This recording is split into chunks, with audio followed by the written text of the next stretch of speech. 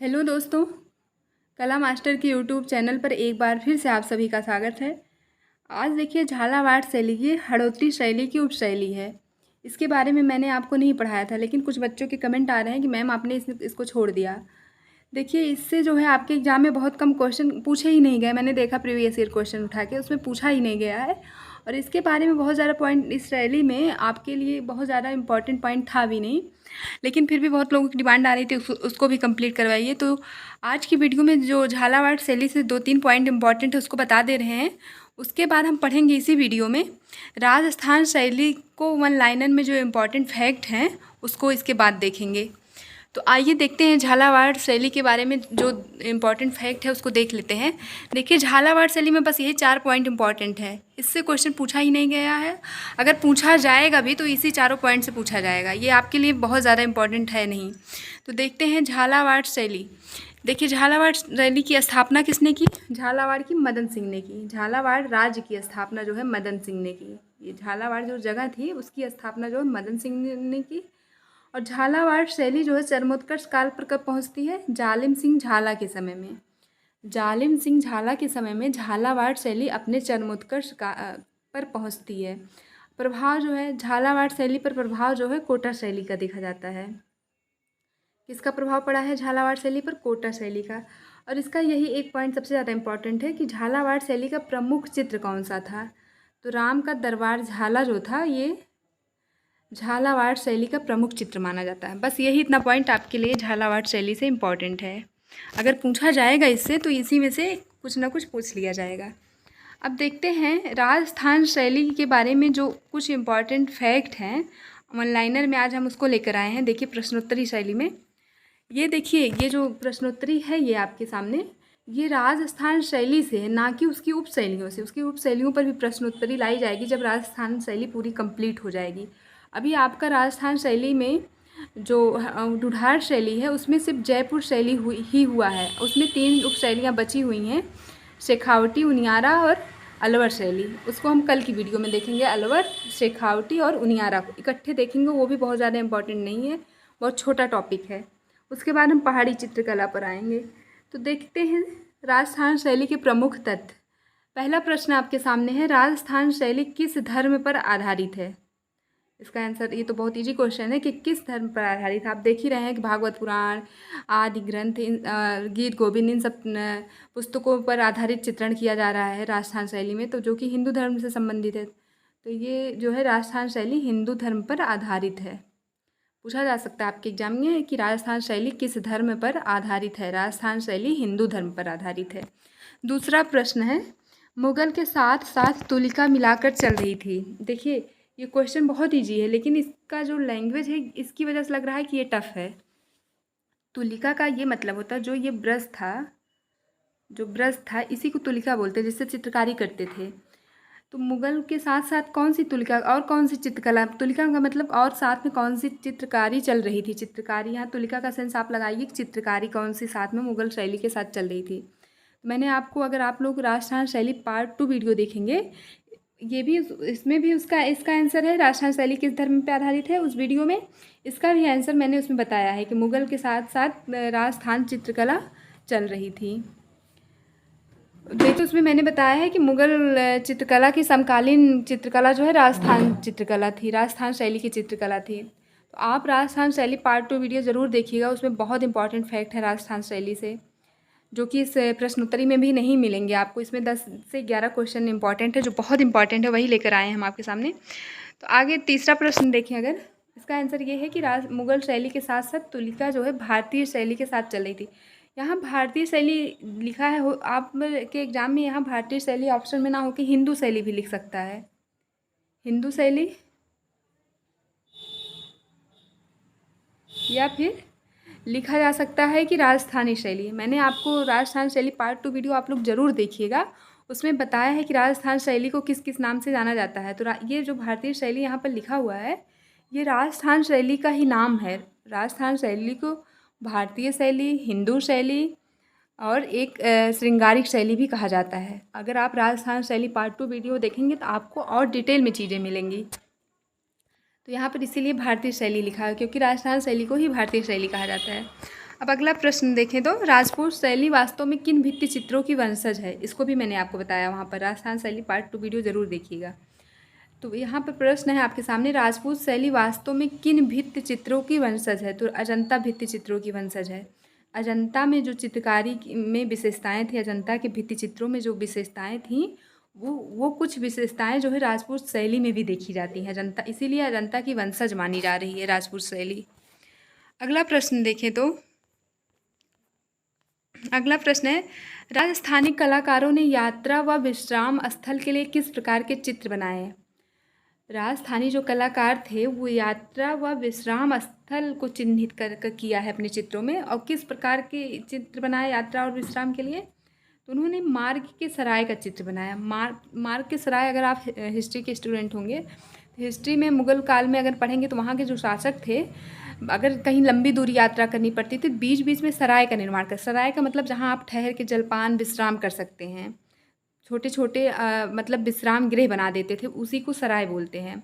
तो राजस्थानी कलाकारों ने भी यात्रा व विश्राम स्थल के लिए उसी तरीके का रास्ते में जो है मार्ग के सराय के चित्र बनाए हैं। अपने चित्रों में वो विश्राम गृह, जिसको मार्ग का सराय कहा जाता, सराय ही कहा जाता था, उसका चित्रण किया है। एक बार इसको रिपीट कर लेते हैं। देखिए, राजस्थानी कलाकारों ने यात्रा व विश्राम स्थल के लिए किस प्रकार के चित्र बनाए? इसका उत्तर है, राजस्थानी कलाकारों ने यात्रा व विश्राम स्थल के लिए मार्ग के सराय के चित्र बनाए हैं। अगला प्रश्न है, राजस्थानी शैली का दूसरा क्या नाम है? देखिए, इसके ऊपर हम इसको बता भी चुके हैं। राजस्थान शैली का दूसरा नाम हिंदू शैली है, एक नाम भारतीय शैली है, और एक नाम इसका श्रृंगारिक शैली। नाम आप लोग जरूर याद रखिए, उपनाम, क्योंकि ये पूछा जाता है एग्जाम में, पूछा गया भी है। आप अगर प्रीवियस ईयर के क्वेश्चन उठा के देखेंगे तो इस टाइप के क्वेश्चन पूछे गए हैं आपके एग्जाम में। अब देखिए, राजस्थानी शैली के विषय कौन नहीं है आपके पास? मैंने बताया था इसको, राजस्थानी शैली पार्ट 2 वीडियो में इसको भी बताया मैंने। आपके सामने 4 विषय दे देंगे, एक राजस्थान शैली से संबंधित नहीं होगा। इस टाइप के क्वेश्चन पूछे जा सकते हैं, पूछे गए भी हैं। तो देखिए, इसमें से ये आपके ऑप्शन में था नायक नायिका, रागमालाएँ, प्रेम कथाएँ, एक ऑप्शन था जातक कथाएँ। तो राजस्थान शैली का विषय कौन सा नहीं है? जातक कथाएँ। ये जो जातक कथाएँ हैं, ये बुद्ध जो थे, भगवान बुद्ध, उनके पूर्व जन्म की कथाएं हैं। ये जातक कथाएं ना भगवान बुद्ध के पूर्व जन्म की कथाएं हैं, तो इसका मतलब ये बुद्ध के जीवन से संबंधित है। तो आप इसको एलिमिनेट भी कर सकते हैं अगर आपको नहीं पता है कौन कौन सी हैं, लेकिन अगर आपको ये पता है कि जातक कथाएं किससे संबंधित है। इस तरह आप देखिए, जातक कथाएं जो है बुद्ध के जीवन से संबंधित हो गई, तो आपका बच गया सिर्फ राजस्थान शैली के विषय ही आपके सामने रहेंगे। आपको अगर ये चीज़, ऐसे क्वेश्चन अगर आपके सामने आ जाते हैं, मान लीजिए आपको नहीं पता है कि राजस्थान शैली के विषय में क्या क्या आते हैं, लेकिन आपको ये पता है कि जातक कथाएं जो किससे संबंधित है, तो आप इसको तब भी इसका आंसर कर लेंगे। जातक कथाएं जो है बुद्ध के पूर्व जन्म की कथाएं हैं। और राजस्थान शैली के विषयों में अगर देखें तो ऐसा भी सवाल पूछा जा सकता है, सिर्फ एक विषय दे देगा, नायक नायिका दे दिया, और 3 जो है अलग शैलियों की विषय दे दिए, गलत, यानी कि राजस्थान शैली के विषय नहीं रहेंगे वो सब। तो आपसे पूछेगा राजस्थान शैली के इनमें से कौन सा विषय है, तो आप नायक नायिका टिक करेंगे। और ये वाला जो क्वेश्चन है, इसमें जो है 3 सही आंसर दिया, 1 गलत।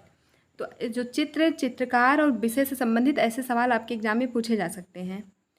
तो इसका आंसर हो गया आपका, राजस्थान शैली के विषय कौन नहीं है? राजस्थान शैली के विषय जो है जातक कथाएं नहीं है। अगर विषय की बात की जाए तो विषय में क्या क्या आता है? राजस्थान शैली के विषय में जो है नायक नायिका आएंगे, रागमालाएँ आएंगी एवं प्रेम कथाएँ आएंगी। राजस्थान शैली के विषयों में नायक नायिका, रागमालाएँ एवं प्रेम कथाएँ।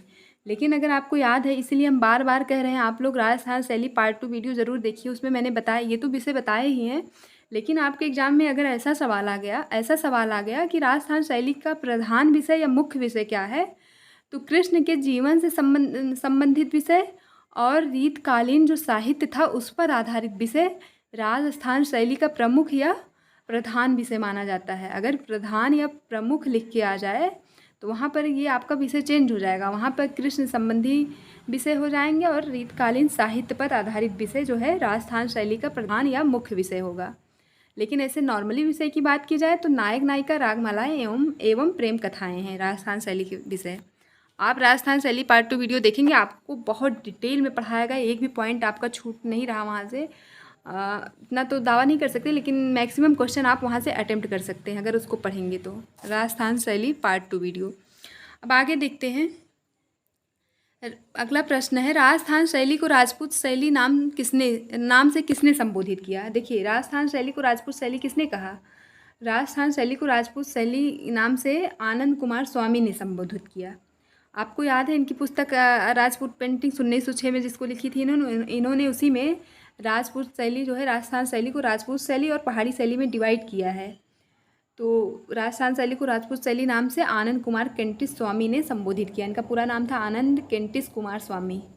अगला प्रश्न है, राजस्थानी चित्रकला का प्रारंभिक स्वरूप किस शैली में से प्रभावित है। राजस्थानी चित्रकला का प्रारंभिक स्वरूप किस शैली से प्रभावित है। अब देखिए, इसका आंसर आपको अगर पता करना है तो आपको हमारे वीडियो में लेक्चर पर जाएंगे कला मास्टर के यूट्यूब चैनल पर, तो एक आपको राजस्थान शैली पार्ट 1 वीडियो मिलेगा। मैंने एकदम डिटेल में बताया है कि राजस्थानी चित्रकला का आरंभ कैसे होता है। तो यहाँ पर जो प्रारंभिक स्वरूप की बात की जा रही है उसमें मैंने इसको बहुत अच्छे से बताया है। राजस्थान शैली पार्ट 1 वीडियो में अगर आप देखेंगे तो राजस्थान चित्रकला का उद्भव एवं विकास कैसे होता है वहाँ पर आपको बहुत डिटेल में समझाया गया है। यहाँ पर इसका आंसर है, राजस्थान चित्रकला का प्रारंभिक स्वरूप जो है अपभ्रंश शैली से प्रभावित है। यहाँ अपभ्रंश गलत लिखा हुआ है, देखिए अपभ्रंश होगा, यहाँ पे अंक बिंदी रहेगा। तो इसका आंसर क्या है, राजस्थानी चित्रकला का प्रारंभिक स्वरूप किस शैली पर से प्रभावित है, अपभ्रंश से। हो सकता है आपके एग्जाम में अपभ्रंश ना लिख के जैन दे दे, जैन शैली से, तो आपका आंसर जैन शैली भी है। उसको देखिए, राजस्थान शैली पार्ट 1 वीडियो, आपको डिटेल में मिल जाएगा इसका आंसर और इससे रिलेटेड पॉइंट आपको मिल जाएंगे वहाँ पर। तो राजस्थान चित्रकला शैली का प्रारंभिक स्वरूप अपभ्रंश शैली से प्रभावित है। कभी कभी आपके ऑप्शन में जैन शैली भी मिल सकता है। अब अगला प्रश्न है, राजपूत पेंटिंग्स पुस्तक के लेखक कौन है। इसका आंसर मैंने ऊपर बता ही दिया है। राजपूत पेंटिंग्स पुस्तक के लेखक कौन है, आनंद कुमार केंटिस स्वामी। देखिए, राजपूत पेंटिंग्स नामक पुस्तक के लेखक आनंद कुमार स्वामी हैं। अगला प्रश्न है, राजस्थानी चित्रकला की प्रधान विषय वस्तु क्या है। देखिए, इसको भी मैंने बता दिया है। राजस्थानी चित्रकला का प्रधान विषय वस्तु कृष्ण संबंधी विषय एवं रीतकालीन साहित्य। यहाँ कृष्ण संबंधी विषय का ये मतलब है कृष्ण के जीवन से संबंधित जो भी विषय रहे हैं वो राजस्थानी चित्रकला का प्रधान विषय वस्तु रहा है। और एक दूसरा प्रधान विषय वस्तु क्या रहा है, रीतकालीन साहित्य। रीतकालीन जो बिहारी कवि हैं, बिहारी सतसई नामक पुस्तक की रचना की है, तो बिहारी सतसई पर भी आधारित चित्रों का निर्माण राजस्थान की चित्रकला में किया गया है। इसीलिए यहाँ पर लिखा हुआ है रीतकालीन साहित्य भी राजस्थानी चित्रकला का प्रधान विषय वस्तु रहा है। अब देखिए अगला क्वेश्चन। अगला प्रश्न है, यहाँ पर लिखा हुआ 700 से 1600, यहाँ 16 साल लिख गया है, 1600 होगा यहाँ पे, इसको आप लोग करेक्ट कर लीजिए। 1600 तक, 700 ईस्वी से 1600 ईस्वी तक कौन सी चित्रकला प्रचलन में थी। देखिए, यहाँ पर राजस्थान चित्रकला का समय पूछा है, कब प्रचलन में ये थी। 700 ईस्वी से 1600 ईस्वी के बीच में जो है राजस्थानी चित्रकला प्रचलन में थी। 700 से लेकर 1600 ईस्वी तक राजस्थानी चित्रकला प्रचलन में थी। बस आज के लिए इतना ही। अब आपका राजस्थान शैली से 3 उपशैलियाँ और बच जाती हैं जो कि ढूढ़ार शैली की उपशैली हैं। अलवर शैली, उनियारा शैली और शेखावटी शैली। इन तीनों शैलियों को कल के लेक्चर में हम कंप्लीट करेंगे। परसों से आपका पहाड़ी चित्रकला शुरू हो जाएगा। तो आज के लिए यहीं पर समाप्त करते हैं, हम मिलेंगे अगले लेक्चर में। Thank you so much.